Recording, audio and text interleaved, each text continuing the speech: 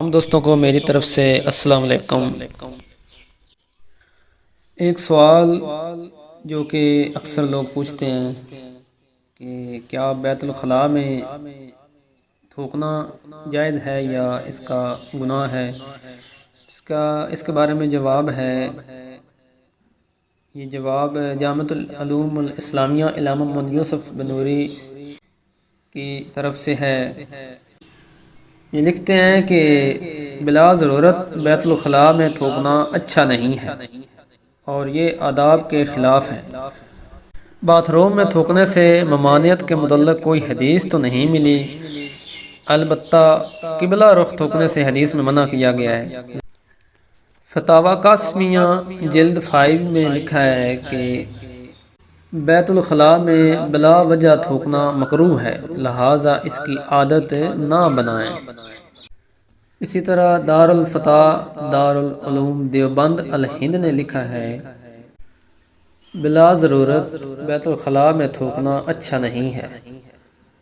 اس کے علاوہ بیت الخلاء میں جانے کے لیے بیت الخلاء کے جو مسنون اعمال اور آداب ہیں ان کو بھی جاننا چاہیے۔ تو بیت الخلاء میں جانے کے جو اعمال و آداب ہیں وہ یہ ہیں۔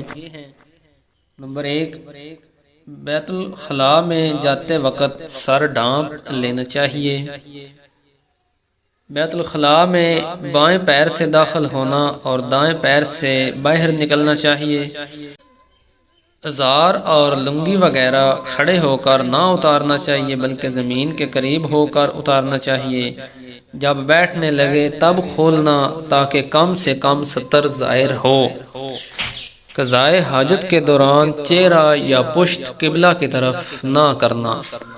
قضائے حاجت کی حالت میں آسمان، شرمگاہ اور پیشاب یا پاخانہ کی طرف نہ دیکھنا چاہیے۔ قضائے حاجت ایسی جگہ کرنا چاہیے جہاں لوگوں کی نگاہیں نہ پڑتی ہوں، یعنی لوگوں کی نگاہوں سے چھپ کر قضائے حاجت کرنا۔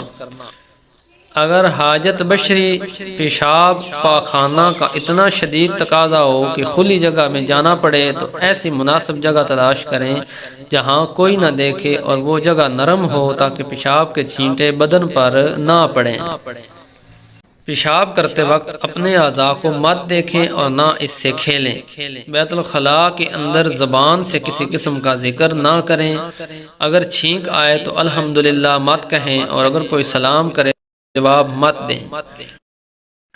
بیت الخلاء کے اندر جانے سے پہلے اگر انگوٹھی پر اللہ یا رسول کا نام لکھا ہو تو اس کو اتار لیں۔ مسجد کی دیوار کے پاس پاخانہ پیشاب کرنا، قبرستان میں پیشاب کرنا اور چوہے کے سوراخ میں پیشاب کرنا منع ہے۔ استنجا کے بعد ہاتھ کو زمین پر رگڑ کر مٹی سے مل کر دھو لیں اور اگر یہ نہیں تو پانی سے اپنے ہاتھوں کو دھو لیں۔ پیشاب کرتے وقت یا استنجا کرتے وقت عضو خاص کو دائیں ہاتھ نہ لگائیں بلکہ بایاں ہاتھ استعمال کریں۔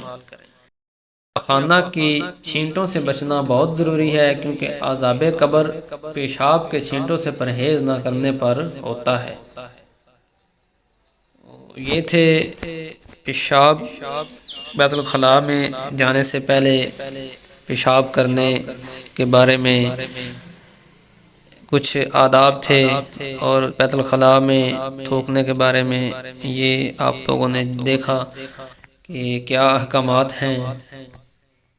امید کرتا ہوں آپ لوگوں کو ویڈیو اچھی لگی ہوگی۔ مجھے اجازت دیجیے، اللہ حافظ۔